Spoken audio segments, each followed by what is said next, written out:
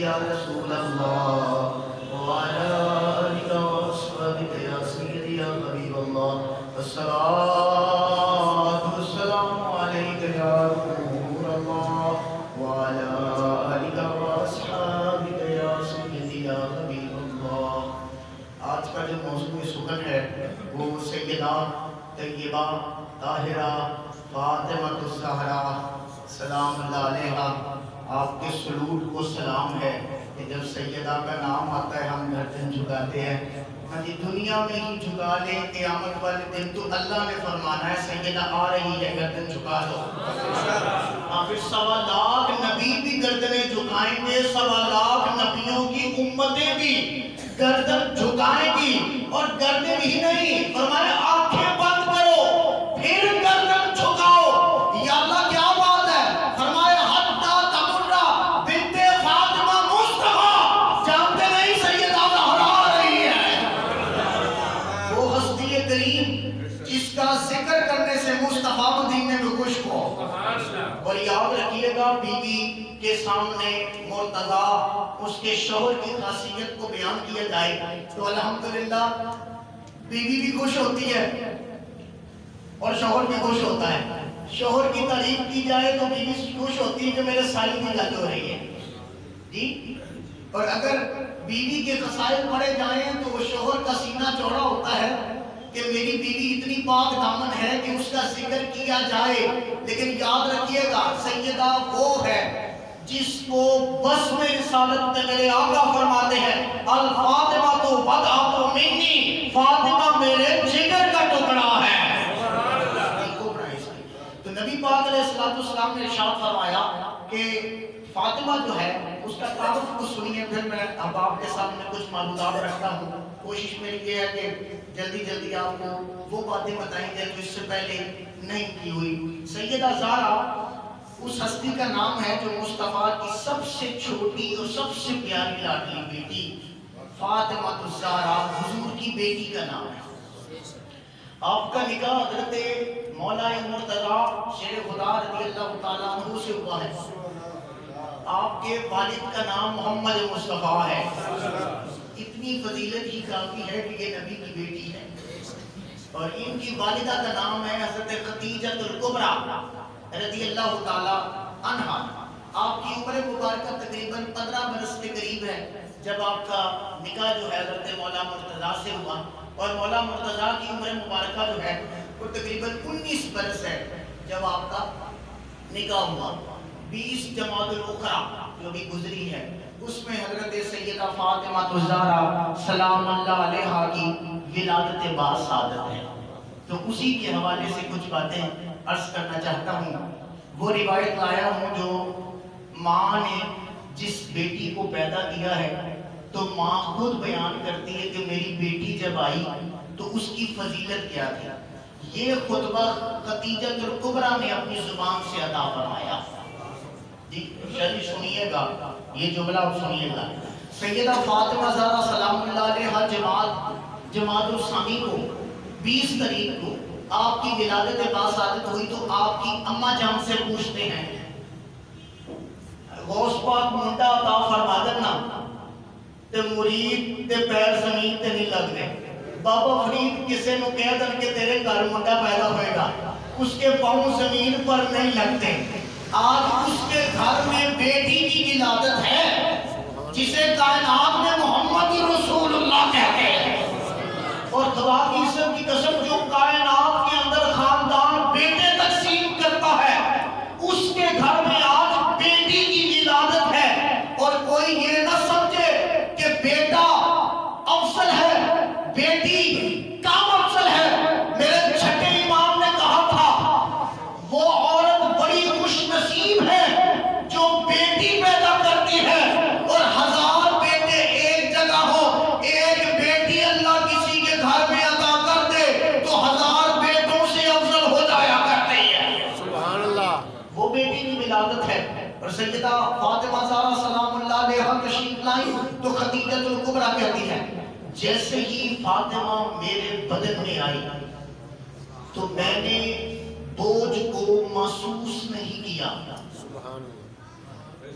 میں میرے گھر سے ساری عورتیں کرتی ہیں، یہ عورت نہیں کرتی جی، اس پر آپ نے سبحان اللہ کہنی ہے جی۔ ہر حمل بوجھ کے قابل ہے کہ جب بچہ پیٹ میں آتا ہے تو وہ بوجھ محسوس کرتی ہے ماں۔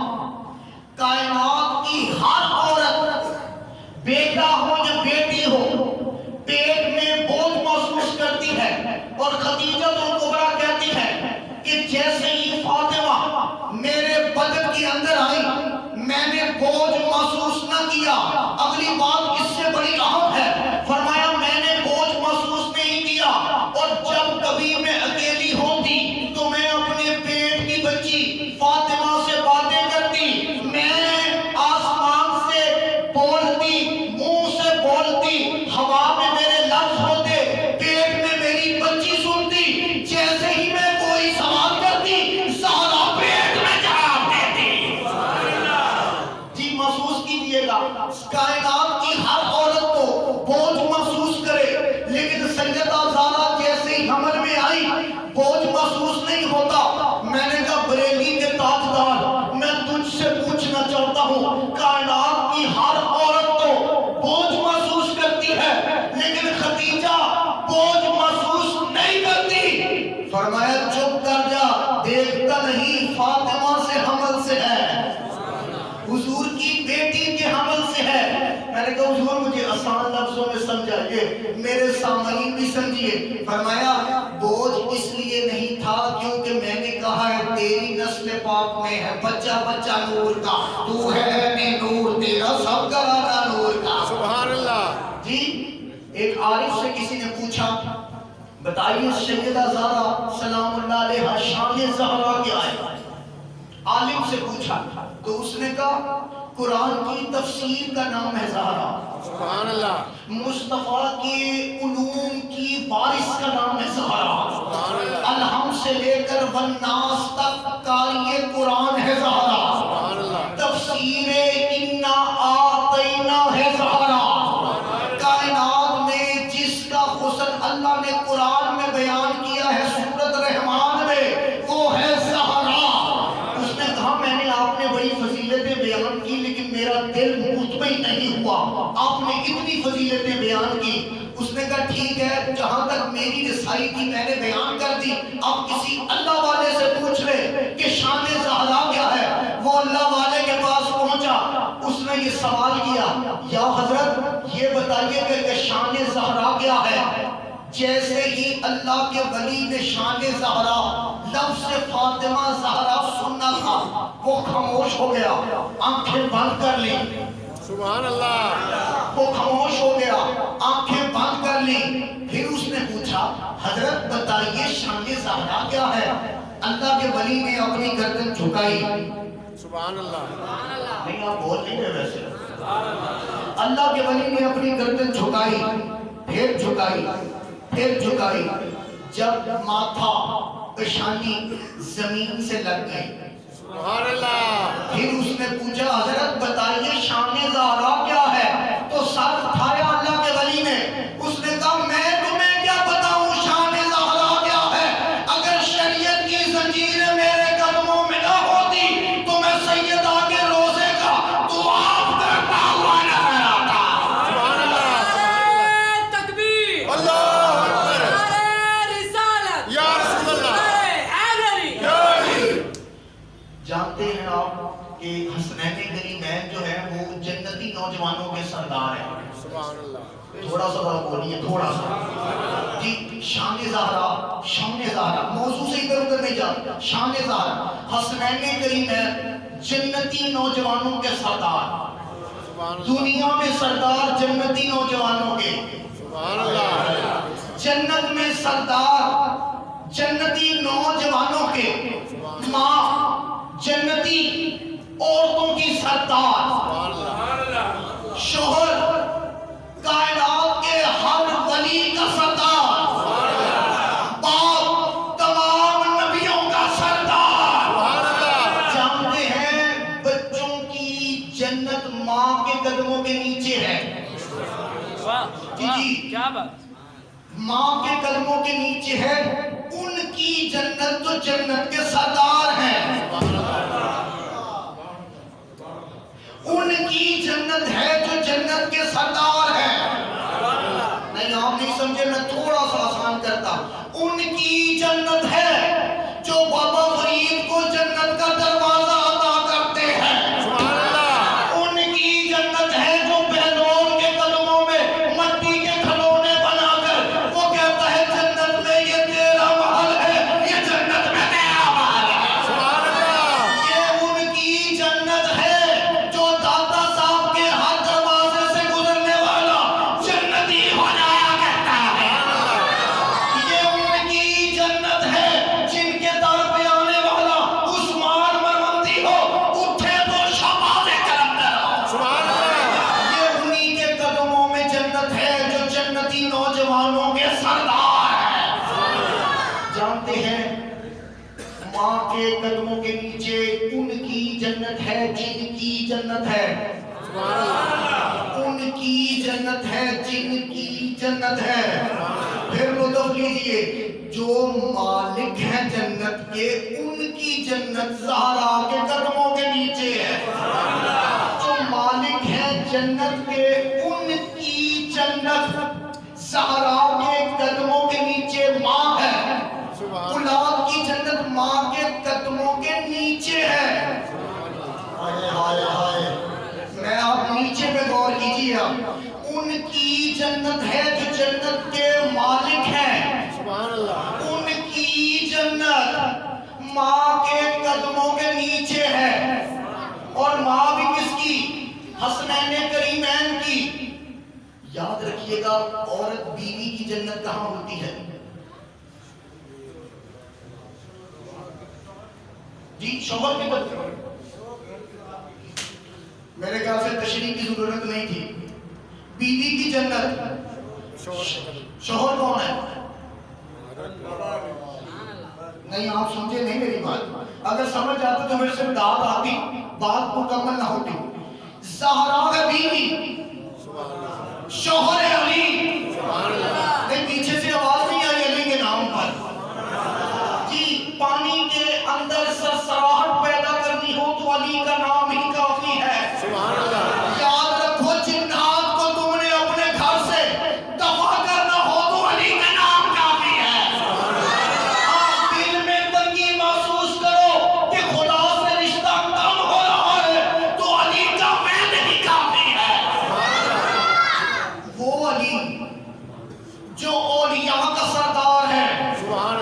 میں آپ کو آسان کر کے سمجھاتا ہوں، بابا فرید کی جنت علی کے قدموں میں۔ مرضی آپ کی، آج آپ نہیں بول رہے، میں سنانے کے موڈ میں ہوں۔ ابھی تک آپ محسوس کر رہے ہیں کہ میں کیسے پڑھتا ہوں، پھر میں نے محسوس کرنا ہے کہ آپ کیسے پڑھتے ہیں۔ جی زہرا پاک کی جنت شوہر کے قدموں کے نیچے، اور شوہر علی اولیاء کا سردار۔ سبحان اللہ۔ بابا فرید کی جنت علی کے قدموں میں۔ سبحان اللہ۔ عثمان مرمندی کی جنت شہباز کلندر علی کے قدموں میں۔ سبحان اللہ۔ داتا صاحب کی جنت علی کے قدموں میں۔ سبحان اللہ۔ بابا فرید کی جنت علی کے قدموں میں۔ سبحان اللہ۔ تمام اولیاء کی جنت علی کے قدموں میں۔ سبحان اللہ۔ اور علی جس سے راضی ہو جائے اس کی جنت کا نام ہے زہرا۔ لیکن مجھے ایک بات بتائیں، شوہر کی جنت کدھر ہوتی ہے؟ ماں کے قدموں، ماں کے قدم، اب جملہ سنیے گا، شوہر کی جنت ہوتی ہے ماں کے قدموں کے نیچے، بیوی کی جنت ہوتی ہے شوہر کے قدموں کے نیچے، بیٹوں کی جنت ہوتی ہے ماں کے قدموں کے نیچے۔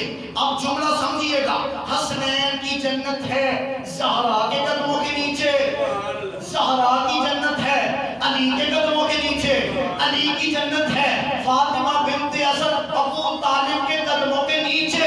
میں نے تو جیسے ہی ان 5 ہستیوں کا نام لیا ہے مجھے تو ایسے ہی لگتا ہے میں دنیا میں جنت میں داخل ہو گیا۔ سبحان اللہ۔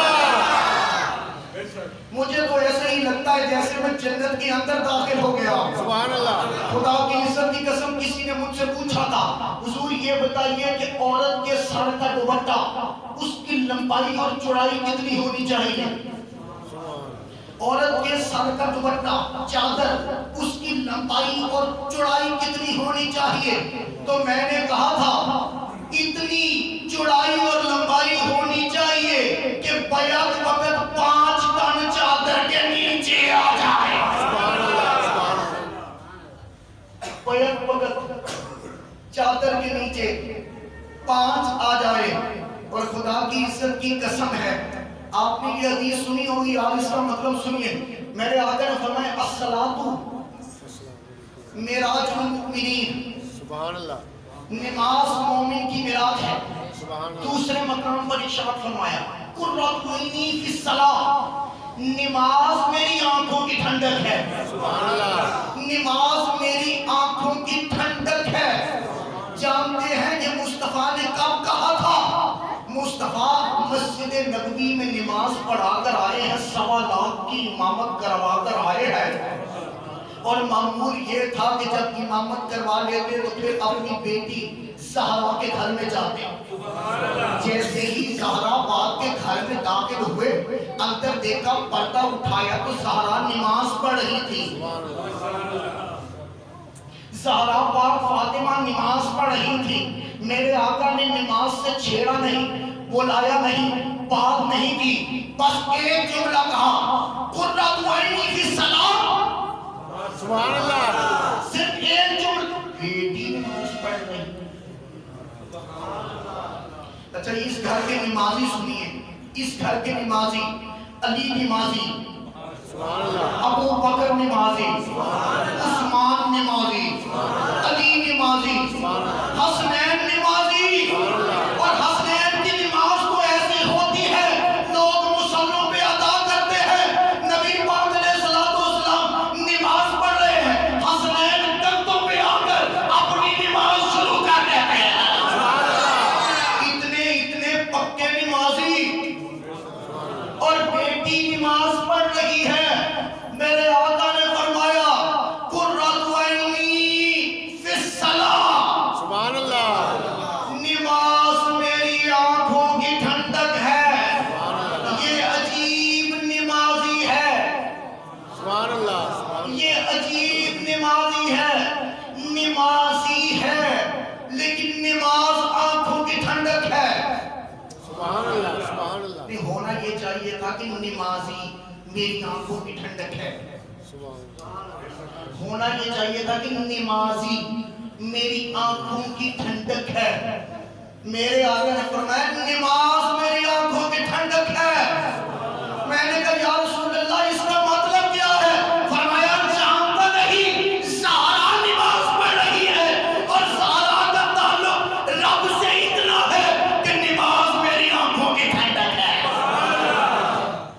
حضرت علی مرتضیٰ شیر خدا رضی اللہ تعالیٰ عنہ، یہ تسبیح آپ پڑھتے ہیں، انشاءاللہ بیان کر کے اجازت چاہ رہا ہوں، انشاءاللہ والعزیز نور اترے گا اور ٹھہر جائے گا، ایسی روایت لایا۔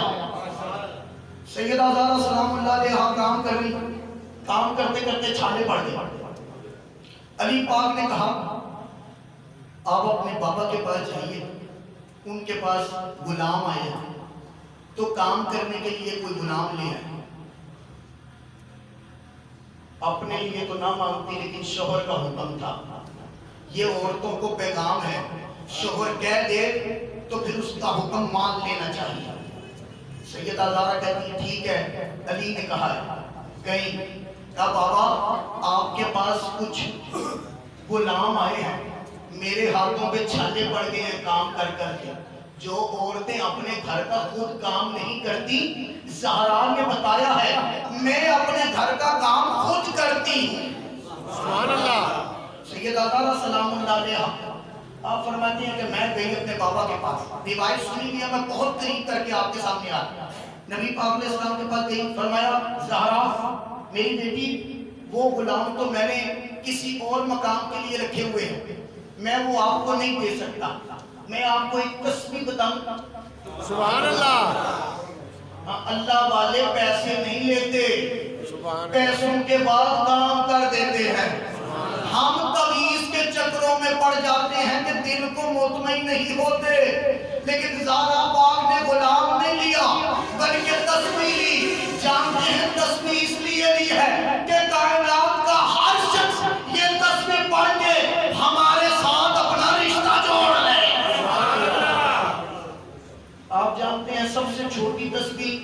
کے دانے 7 ہوتے ہیں،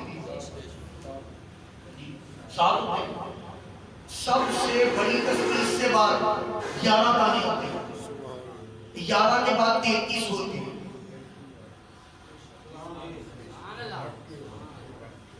اتنا ٹائم لگے گا آپ کو سمجھنے میں، اتنا ٹائم، اور میں کو 150 کے قریب لگ بھگ جو میں پڑھا چکا ہوں سید ادارہ، جانتے ہیں 7 دانے کیوں ہوتے ہیں؟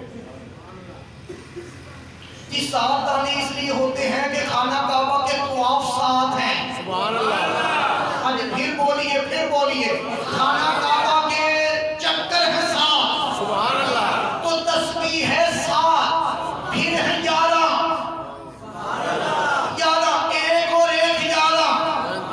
اب 11ویں کا لنگر کھاتے ہوئے شرمانا نہ، سبحان اللہ، تمہاری 2 تسبیحوں کے دانے بھی 11 ہیں، پھر ہوتے ہیں 33۔ اس کے بعد کوئی دانہ نہیں، 33 کر کے 100، 1000، 2000، 33، 34، 35، 36 نہیں، 33۔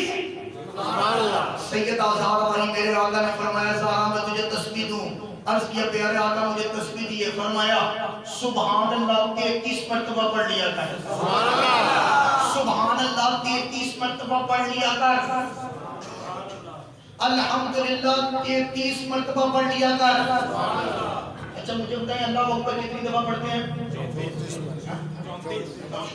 34 مرتبہ، 34 مرتبہ، حضور سنیے گا جملہ، 34 مرتبہ، 2 کلمے 33 مرتبہ، تیسرا کلمہ 34 مرتبہ۔ رسول اللہ نے 34 پہ کیوں بریک لگائی ہے؟ یہ 33 ہی کیوں کہا؟ 32 نہیں کہا، 22 نہیں کہا، 10 نہیں کہا، 12 نہیں کہا، 33 کہا، 33۔ اب جتنے بندے تسبیح پڑھتے ہیں نا 33 مرتبہ، ہاں یہ تسبیح زہرا کو نکال کر تو اللہ نہیں ملتا، یہ اللہ نہیں ملتا، تم تسبیح پڑھ کر خدا کو کیسے خوش کرو گے؟ جانتے ہیں 33 مرتبہ کیوں ہے؟ اب میں سمجھانے لگا ہوں، میری طرف توجہ رکھنی۔ 3 اور 3 کتنے ہوتے ہیں؟ 3 اور 3 کتنے ہوتے ہیں؟ 33 اور 33 جی، 3 اور 3 6، پھر 3 اور 3 6، 12 ہو گئے، 3 اور 4 3 اور 4 7، 7 اور 12 19، پیچھے والا بولا رہا 19 جی، آج کل ماشاءاللہ رحیم بھائی کی پوری توجہ سے سن رہے ہیں جی، 19 محمد کے ہیں 4،